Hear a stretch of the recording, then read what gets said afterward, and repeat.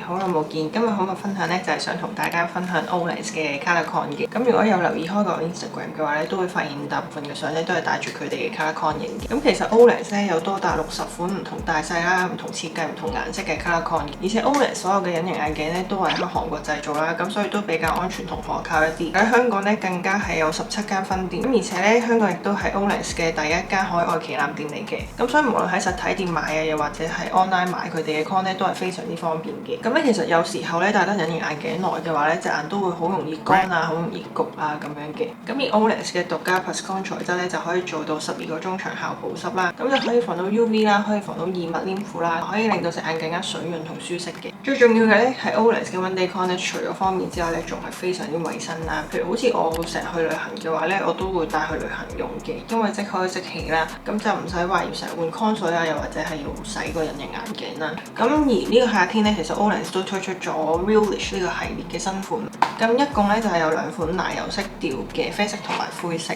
咁我就試咗啡色俾大家睇下先。奶油色調咧更加可以自然提亮到瞳孔啦，提升整體妝容嘅精緻度，而且咧佢用咗 Pluscon 製造啦，所以舒適度都好高。佢嘅啡色咧係焦糖啡嚟嘅，特別適合春夏季，而且顯色度都好高，所以睇落咧隻眼會精神好多。雖然顯色度高啦，但係就算化淡妝咧都唔會好核突。其實佢哋嘅外圈咧都比較清晰鮮明嘅，再加上13.5mm 嘅着色淨鏡咧，可以令到瞳孔睇落咧再放大啲。而家就同大家示範一下我平時化妝同埋隱形眼鏡嘅顏色配搭。如果配搭得好嘅話咧，可以令到整個妝容睇起嚟咧更加好睇嘅。首先我會用粉紅色大面積打底，然後再用深啡色加深雙眼皮皺褶位同埋下三角位，再用臥蠶筆點亮臥蠶嘅位置，之後再用眼線筆畫內眼線，夾完眼睫毛之後咧就可以搽埋睫毛打底，畫埋外眼線嘅部分，之後就可以黐上假眼睫毛，再戴上 Realish Brown。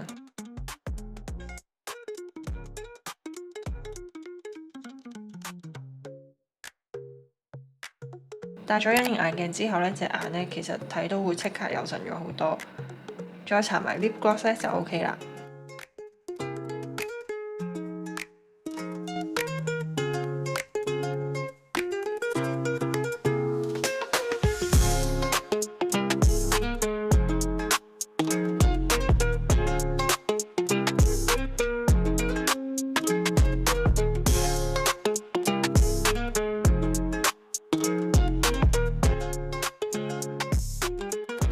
接下落嚟同大家示範一下灰色上眼嘅效果啦。灰色咧就用咗淡灰色，係柔和得嚟帶點高冷 feel 嘅，所以清冷感會比較多一啲，適合冷色調嘅妝容。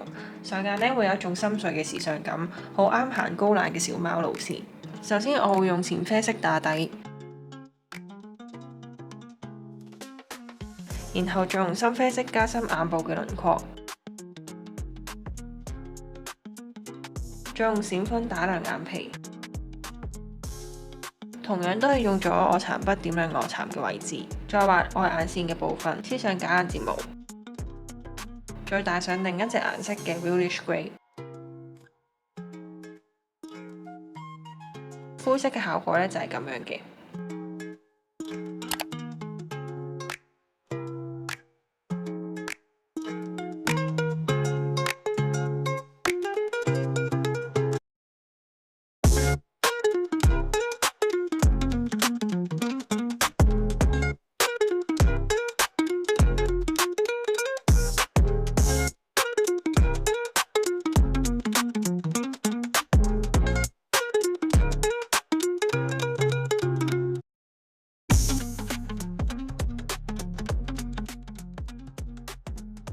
灰色同啡色嘅分別咧，就係灰色嘅造型感會重啲啦，適合化妝一啲；而啡色咧就偏日常活力啲，日常簡簡單單都可以戴嘅。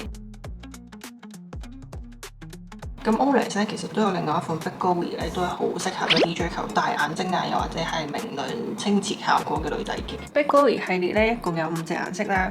部分顏色咧仲有出月 con 添。呢個系列咧對比起 Realish 嘅系列咧，直徑係會大咗0.1mm 嘅，同埋佢設計方面咧係多咗下面 highlight 位。今次用咗 Big Glowy 嘅 Mocha Brown 同埋 Grey 嚟做對比。Mocha Brown 嘅 highlight 位咧係用咗啡金色，上眼會有一種水光感。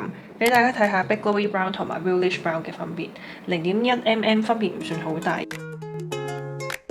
但因為兩款嘅外圈係唔同設計 ，Big Glowy 咧會感覺強烈一啲，而 Realish 咧就會日常風一啲嘅。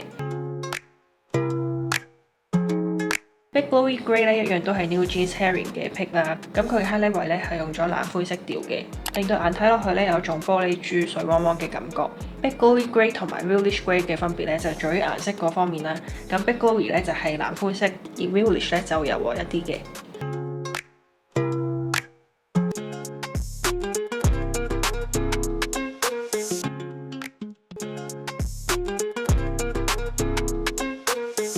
咁大家咁長時間隱形眼鏡咧，係時候同大家分享一下 Olens 嘅隱藏口物就係 O Fresh 啦。